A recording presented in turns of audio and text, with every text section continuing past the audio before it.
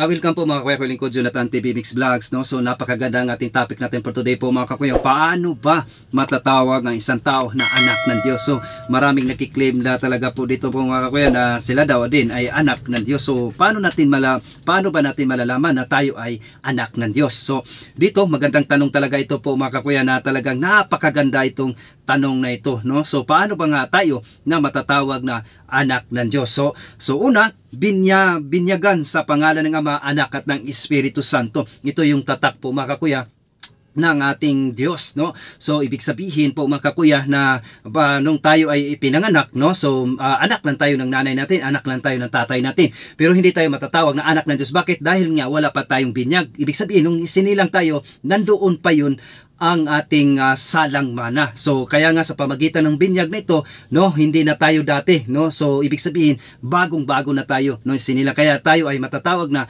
anak na ng Diyos, no?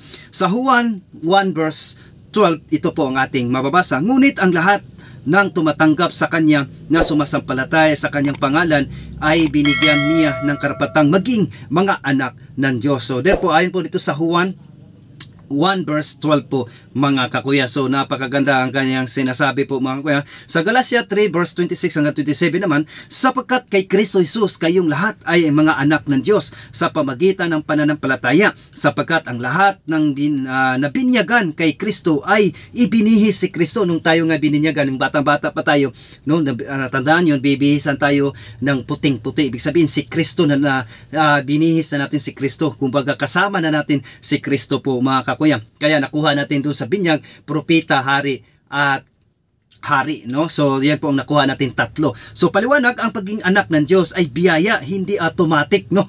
Biyaya ito at hindi ito automatic po mga kakuya. Tamo ito sa pamagitan ng pananampalataya at binyag po mga kakuya. So yan po ang katotohanan, no? So talagang napakaganda. So ikalawa, sa pamagitan ng binyag o baptism, tayo ay ina-adapt bilang anak na Diyos po mga kakuya. So talagang napakaganda, kaya nga mahalaga talaga ang binyag ng Katoliko po mga kakuya. Kailangan trinitarian talaga ang binyag ng bawat tao, no? So kaya para matawag tayo nga ng anak ng Diyos, tamang binyag lang.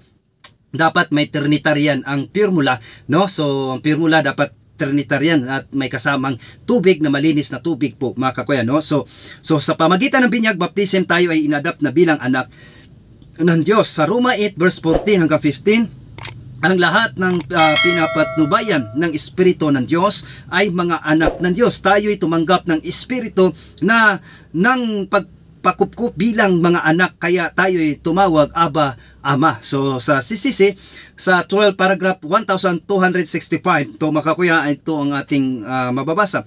Baptism not only purified from all sins, but also make the notified a new creature, an adopted Son of God. So napakaganda ang sinabi sa ating katikisim po mga kakuya, no, na talaga dito daw ang binyag daw ay ginagawang anak ng Diyos ang isang tao, hindi lang sa pangalan kundi sa tunay na spiritual na relasyon, no? So relasyon po mga kakuya, spiritual na relasyon po. Hindi lahat ng tao ay anak ng Diyos sa parehong paraan. So ang lahat ng tao ay nilikha ng Diyos, no? So mababasa natin sa Acts 17 verse 28. Pero no, hindi daw lahat ay anak ng Diyos sa parehong paraan.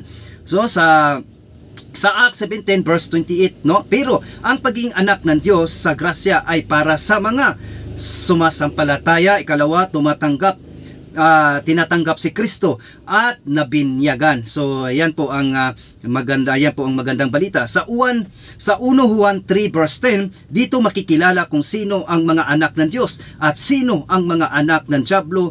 Ang sino mang hindi gumagawa ng katwiran ay hindi sa Diyos po mga kakuya, no? Napakaklaro po yan, no? Kaya hindi automatic kundi biyaya sa pamagitan ng pananampalataya at binyag, no? So napakaganda, no, mga kakuya, sa ating nabasa, no? May pagkakaiba na nilalang sa Diyos at anak ng Diyos. So ayon sa mga church fathers natin, si Saint Irenaeus sa 2nd century, no, he who does the will of the Father and is baptized into Christ become a child of God by adoption. No, si Saint Augustine naman, by nature Christ alone is Son of God, by grace we become sons through Him.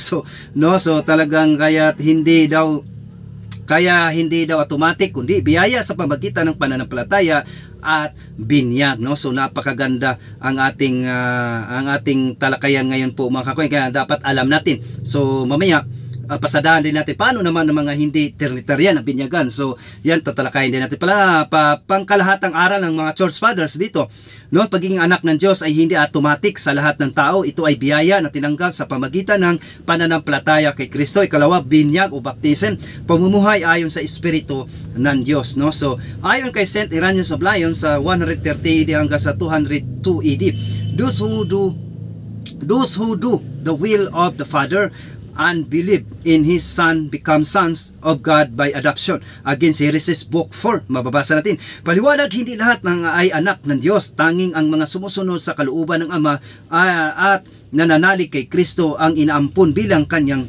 mga anak. So kailangan talaga natin sumunod sa kanyang anak. Walang iba kung si Kristo para matatawag tayo ng anak sa pamagitan ng binyag. Isa din yan.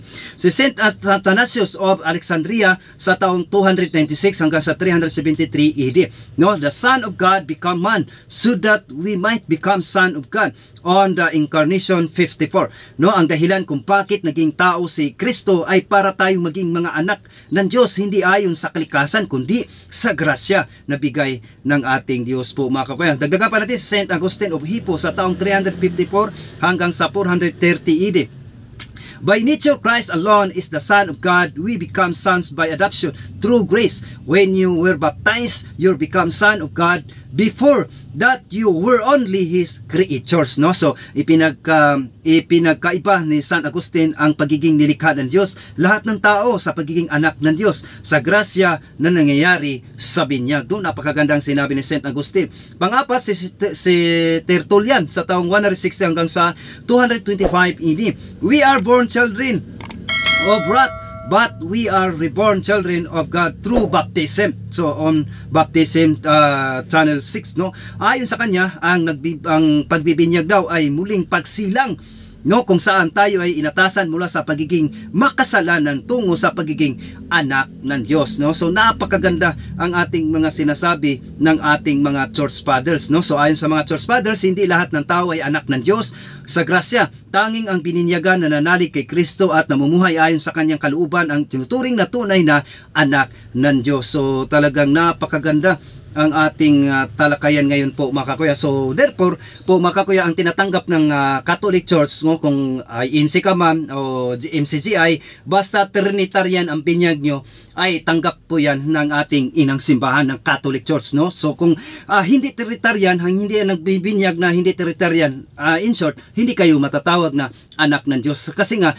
peke ang yung iglesia niyo, founder niyo tao, gawa ang ano niyo, gawa lang lamang ng tao, no. Ibig sabihin wala sa inyo ang katotohanan, lalo na po sa mga anti-Catholics, no. So kung anti-Catholics ka man, kung ang binyag nyo ay Trinitarian, ay tanggap po yan ng Catholic Church. Kung walang Trinitarian, ay delikado po yun po mga kakuya, no. So kung walang mga Trinitarian na binyag, kaya nga hindi tayo matatawag na anak ng Diyos. Bakit? Dahil nga nung isinilang tayo sa mundong ito, nandun pa yung kasama-kasama natin yung original sin na dapat natin tanggalin, no. So matatanggal lang yan sa pamagitan ng binyag. Binyagan yung sila sa pangalan ng Ama at ng Anak at ng Espiritu Santo sa Matthew 28 verse 19, no. So doon pa lang sa binyag, suot na natin si Kristo at panibagong, kaya nga born again, no, panibago kaya si Kristo na natin ang suot. Ibig sabihin may karapatan na tayo tumawag na Ama na sa langit, no. So ulitin ko, invalid ang mga binyag ng mga anti-Catholics basta hindi Trinitarian ang kanilang formula na gamit, no, gamit ang tubig at formula, no, salita, no, sa binyagan kita sa pangalan ng Ama at ng Anak at ng Espiritu Santo, gamit ang tubig, no. Buhos man yan, ulubog man yan, o wisik man yan, ay parehas lang yan, pamaraan yan sa pagbibinyag, no. So ang importante dito yung formula, dapat Trinitarian ang gamit sa bawat binyag, gamit ang malinis na tubig. So ulitin ko, invalid ang mga anti-Catholics ang kanilang binyag kung hindi Trinitarian, kaya hindi sila matatawag na anak ng Diyos. So muli, maraming salamat at God bless sa atin lahat po mga kakuya, no. So muli, nawa napakagandang ating topic natin for today po mga kakuya, na ito nagbibigay ng inspirasyon, ito lamang daily catechism, no. So nagbibigay update sa ating tunay na pananampalataya bilang Kristiyano. So muli, akong lingkod Jonathan TV Mix Vlogs, no. Please share and like, no. So sa ating, para marami ang nakakaabot itong social media, kailangan magtanim tayo ng binhi ipasiwalat natin, bahala na ang Diyos na ito ay ikakalat at mabubunga pa ang ating channel. So muli, maraming salamat at God bless po sa ating lahat po mga kakuya, no? Pro Dio Iglesia, maraming salamat at good morning po sa ating lahat.